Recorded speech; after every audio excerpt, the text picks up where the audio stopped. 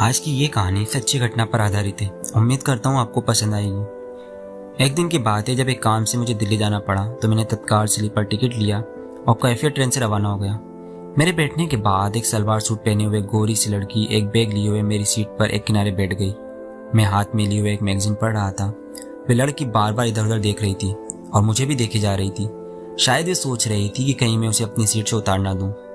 मैंने मैगजीन रखते हुए पूछा, कहाँ जाना है? लड़की बोली, दिल्ली। फिर उसने मुझसे पूछा, आप कहाँ तक जाएंगे? मैंने कहा, मुझे भी दिल्ली जाना है। आपकी सीट कहाँ है? उसने कहा, मेरे पास जनरल टिकट है। मैंने कहा, तो अभी टीटी आएगा तो उससे टिकट बनवा लेना, शायद सीट भी दे दे कहीं। लड़की बोली, जी ठीक है, मैं बनवा लूंगी, लेकिन तब तक आप मुझे बैठने दीजिए। मैंने कहा, कोई बात नहीं, बैठे रहो। टीटी आया और स्लीपर का टिकट तो बना दिया लेकिन सीट नहीं दी। बोला, कोई सीट खाली नहीं है। मैंने बात की उससे। मैंने कहा, आप करते क्या हो?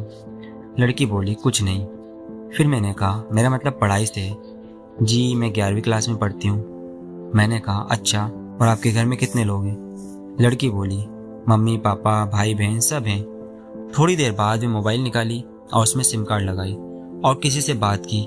उधर से कौन था और क्या बात की ये तो मुझे नहीं पता, लेकिन ये लड़की अपनी लोकेशन बता रही थी। मैंने कहा, पापा से बात कर रही थी स्टेशन से रिसीव करने के लिए? लड़की बोली, जी नहीं, पापा तो गांव में हैं। मैंने कहा, फिर भैया रहे होंगे।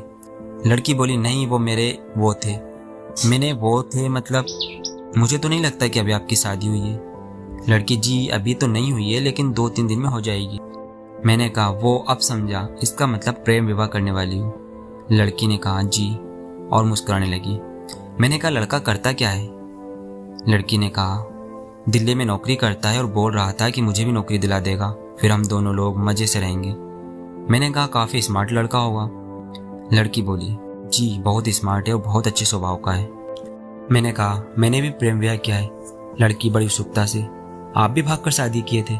मैंने कहा, नहीं, मैं जिस लड़की को पसंद करता था वे लड़की भी मुझे भागकर शादी करने के लिए कह रही थी, लेकिन मैंने उससे कहा कि नहीं, हम तुमसे प्यार तो करते हैं, लेकिन इसका मतलब ये तो नहीं कि जो माँ हमें अपने घर में रखा और हमारा बाथरूम साफ किया, जिस पिता ने हमें उंगली पकड़कर चलना सिखाया, बाजार के सारे खिलौने दिए, उसके प्यार को ठुकरा दें, जो सम्मान बनाने में इतनी उम्र गवा दी उनकी इज्जत को रोन दें, उनका सर समाज में हमेशा के लिए झुका दें।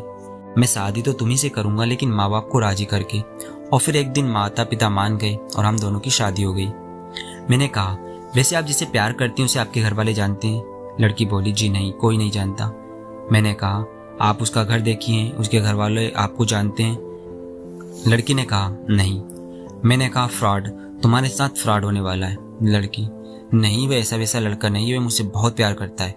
मैंने कहा, एक बात बताऊं, जो प्यार करता है वो सिर्फ प्यार करता है, ज्यादा जताने की कोशिश नहीं करता, और हाँ, किसी अनुचित पर रोकता और डांटता भी है, लेकिन ये तुम्हारी धन और तुम्हारी सुंदरता से प्यार करता है। लड़की बोली, नहीं, ये गलत बात है, वह ऐसा नहीं कर सकता। मैंने कहा, ठीक है, मर्जी तुम्हारी, पर मेरे पास एक उपाय है, परीक्षा लेना चाहोगी उसकी? लड़की ने कहा, क्या? मैंने कहा, उसे फ़ोन करो, बोलो कि मेरे मम्मी पापा मान गए मेरी शादी तुमसे करने के लिए और वो भी आने के लिए कह रहे हैं, और वही दिल्ली में ही मेरे मामा मामी भी हैं, वे भी आ जाएंगे। वो बोले, आखिर एक दिन शादी करनी ही है तो अभी तुम्हारी पसंद की कर देते हैं, ताकि हम लोगों का मान सम्मान भी रह जाए और तुम लोगों की खुशी भी, इसलिए तुम अपने मम्मी पापा को बुला लो। लड़की ने वैसा ही किया, फ़ोन लगाया और लड़का इसकी सब बातें सुनकर आंख बबूला हो गया और बोला, तेरी जैसी कितनी लड़कियां आई और चली गई, तुम मुझे बेवकूफ़ बनाने आई हो, पागल समझ रखा है, और डांटते हुए फ़ोन काट दिया। लड़की ने फिर से फ़ोन लगाया, स्विच ऑफ बताने लगा। मैंने कहा, अब उसका फ़ोन कभी नहीं लगेगा, क्योंकि ऐसे लड़के अलग अलग लड़कियों के लिए अलग अलग सिम कार्ड का उपयोग करते हैं। अब सोचो, घर से भागने का मतलब घर जा नहीं सकती, उनको अपनी परेशानी बता नहीं सकती, और तुम्हारा उसके सिवा और कोई रहता नहीं, इसलिए वे तुम्हारे साथ अगर कोई बर्बरता करता तो तुम क्या करती? या फिर एक दिन छोड़कर चला जाता, भाग जाता, तो ऐसे में क्या करती? जानती हो, ऐसे में लड़कियां आत्महत्या कर लेती हैं और घर वालों को पता तक नहीं चल पाता। लड़की रोने लगती है। मैंने कहा, ओहो, रोना नहीं, अभी तुम्हारा कुछ भी नहीं बिगड़ा है, अब एक काम करो, अपने घर फ़ोन लगाओ।